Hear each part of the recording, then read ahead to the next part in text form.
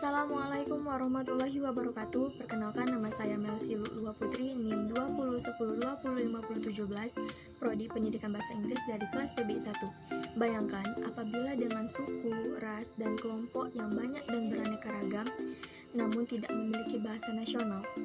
Akibatnya, komunikasi akan terganggu dan dengan pelan-pelan keretakan negara akan terbentuk.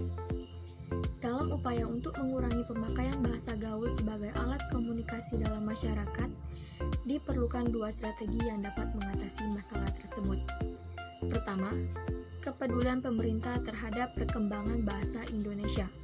Kadang-kadang bahasa yang disuluhkan oleh pembicara dari pusat bahasa tidak dipedulikan oleh pemerintah negara kita.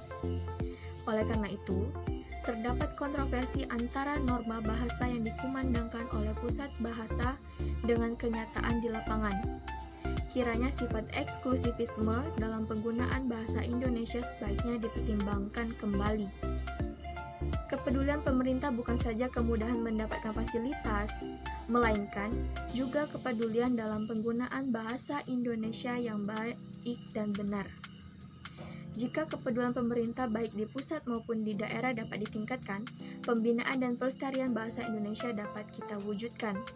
Salah satu yang harus dilakukan oleh pemerintah adalah perlunya merancang undang-undang tentang pemakaian bahasa Indonesia yang baik dan benar, serta melakukan pengindonesiaan nama atau kata asing.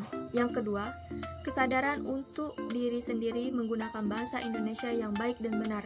Pepatah lama mengatakan, bahasa menunjukkan bangsa.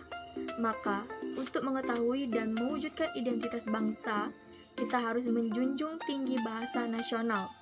Untuk mengatasi pergeseran bahasa Indonesia yang sudah parah, diperlukan usaha bersama oleh semua pihak agar menumbuhkan rasa bangga terhadap bahasa Indonesia. Sebagaimana generasi muda, kita harus menjunjung tinggi bahasa persatuan bahasa Indonesia. Banyak bangsa lain yang merasa iri dan terkagum-kagum terhadap bangsa kita karena memiliki bahasa persatuan, yaitu Indonesia. Ini merupakan salah satu jati diri asli bangsa Indonesia. Maka dari itu, kita harus menumbuhkan kesadaran yang tinggi untuk menggunakan bahasa Indonesia yang baik dan benar. Kesadaran tersebut harus kita tanam mulai dari diri kita. Akhirnya, marilah mulai tumbuhkan kembali kesadaran dalam diri masing-masing untuk menggunakan bahasa Indonesia yang baku tanpa mencampur adukan dengan bahasa asing. Jadi, kesimpulannya adalah bangsa Indonesia dari segala generasi harus mampu menggunakan bahasa Indonesia yang baik dan benar, baik secara lisan maupun tulisan.